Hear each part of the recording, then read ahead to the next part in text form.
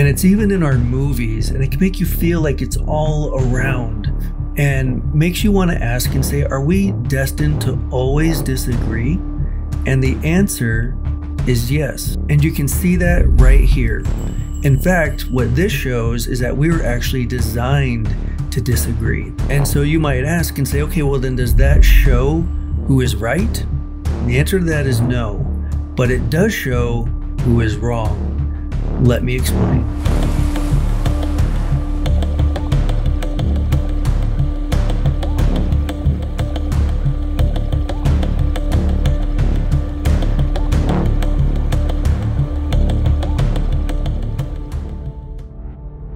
Now, I know for a lot of people, they'll feel like it has never been this bad.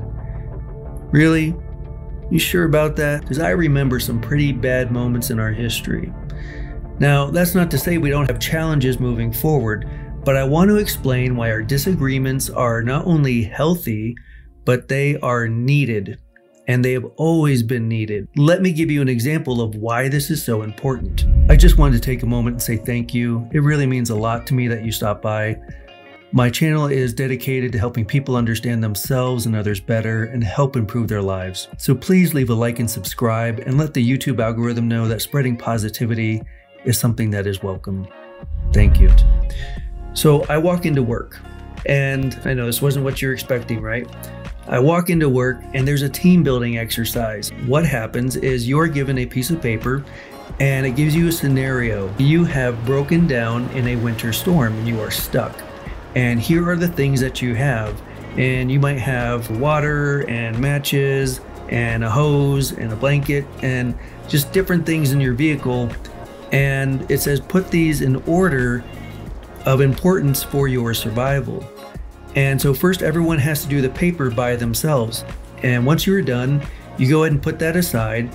And then as a group, you're given that same exact piece of paper and you have to fill it out just like you did before. The thing is that you all have to agree.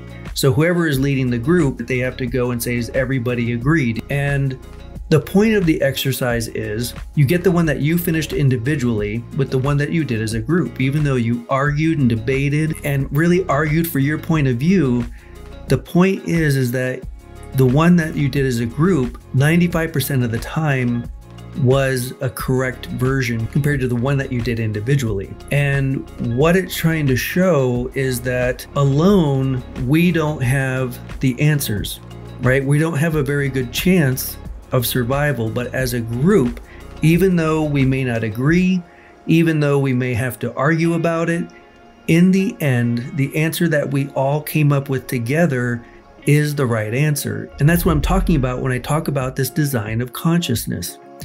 Because what it's showing is that we all have preferences for certain kinds of information that we feel is more valid than the other. And so some people might be more logical and some people more feeling. And we both look at each other and say, you're not considering the tribe enough and their feelings. And of course, the other side saying, you're not looking at the logic. Let's just use reason. You don't make any sense. And so there is this push and pull. And the same thing with those who have a more conservative and traditional value system who say we need to understand our traditions and we need to stick to what has worked. That is where safety is, and that is tried and true. Why are you trying to push us into this strange new society that we don't really understand? It doesn't make any sense. But you need both sides, right? You can't be stuck in the past and never change and evolve, but you also can't just jump forward and leap before you look and not remember that there are reasons why there are traditions. There is reasons why we did these things, and you can't be so quick to push those off and say they don't matter. And what the design is showing and what that team building exercise was showing was that whenever we try to think that we know the answer alone and that we have the right judgment, is that we don't really understand that we're missing information and we need other people, we need the tribe, and we are designed to work together, and together we can see all the patterns that are out there. We can see all the information, but we need to meet in the middle. In the middle is where the truth is. So if you have very high logic people who say, you know what, we need a system of laws, we need a structured society, we need reason, we need efficiencies. And then you have people on the other side who are on the more emotional side who say, but hold on, we also need to make sure that everybody feels included. We need to make sure that we are paying attention to how people feel. We can't have things unravel because somebody feels like they're not included. We need to make sure that people feel taken care of emotionally. And to give a more specific example, imagine having laws and saying it's just, that's it. It is just a binary system. It's wrong or right, and here's the law and you broke the law. But sometimes you also have to have the emotional side and say, okay, but can't we have mercy? And yes, they did that. Yes, they broke the law, but look at what happened in their childhood. Look at why they did that. And so we have to really be able to weigh that on both sides and try to meet in the middle somewhere. We need to sometimes have mercy. We need to have understanding and say, okay, no, the law says this, but this is a different circumstance. And I want to make sure that I'm weighing the other side of that. And you also can't go too far to this side where you say, you know what, we just want to be compassionate to everybody and everybody goes free. We'll worry about the laws later. If we're just happy and nice to everybody, then everything will be fine. And so if you go too far to this side, that's not going to work either. There has to be a balance. And that's why we are designed to disagree. We are designed to think things through together to come to what is going to be the correct decision. That is what will protect us. We are designed this way for survival. More than anything, for survival. And that's the important thing to understand and remember. This is by design. And that is why we are where we are today, because we have worked in a tribe to make sure that it never gets too far to one side or the other. And so to bring this back to talk of civil war, that is why it is normal for us to disagree. That we understand. We are meant to disagree. The problem comes when we don't meet in the middle.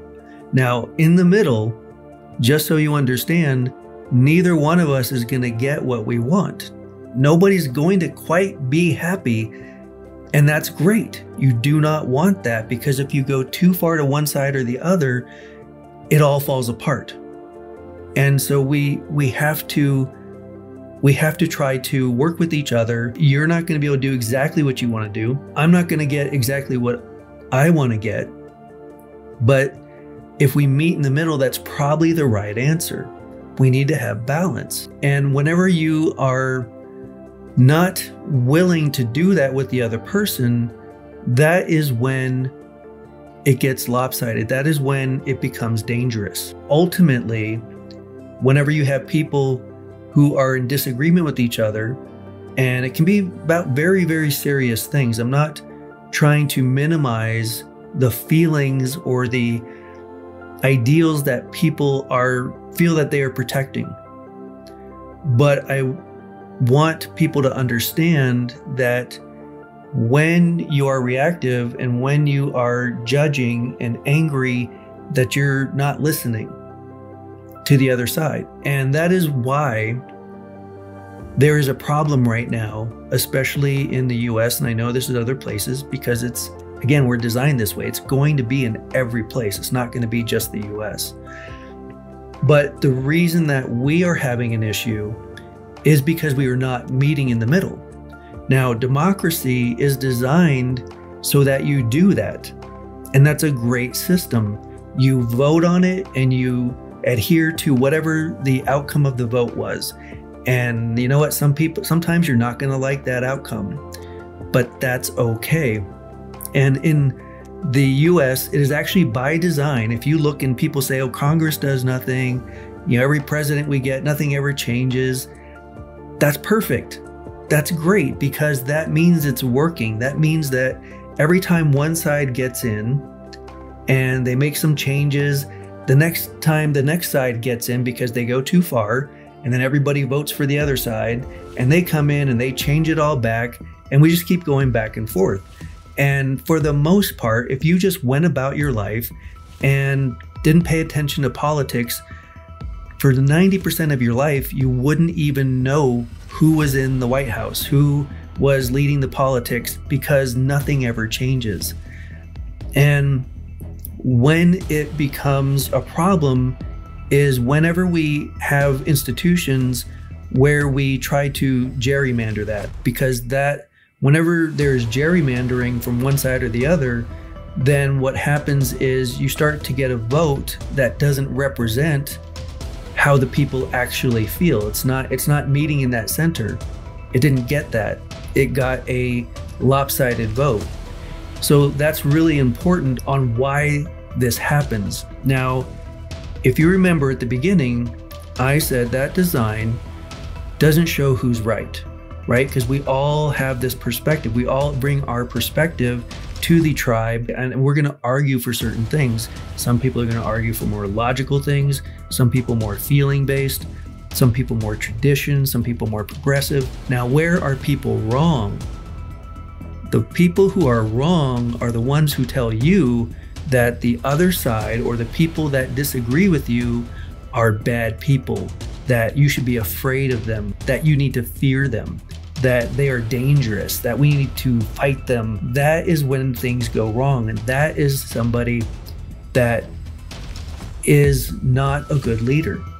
Now, I am retired military. I've been around a lot of leaders. I've been in leadership positions, and I can tell you that I've never had a leader who told me that I needed to hate the other people in my unit. I've never had a leader who told me I needed to fear the other people. We always had to work together. There was no choice. You need to work together. You need to figure it out. You are brothers and sisters. You are there to protect each other, guard each other. It doesn't matter.